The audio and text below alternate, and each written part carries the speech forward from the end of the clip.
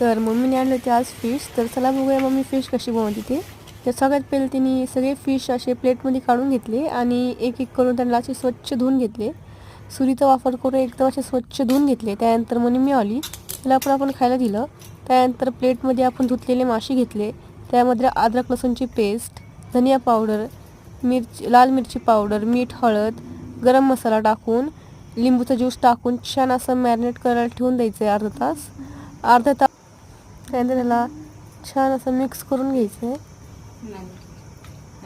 Mix करून ह्याला अर्धा तास तरी मॅरिनेट करायला ठेवून द्यायचं आहे. जोपर्यंत ते मॅरिनेट होतं त्यापर्यंत आपण दुसऱ्या पॅनमध्ये कॉर्नस्टार्च, रवा, गरम मसाला, धनिया पावडर, लाल मिरची पावडर, मीठ, हळद टाकून ठेवून द्यायचं आहे आणि ह्याला पेस्ट बनवून घ्यायची.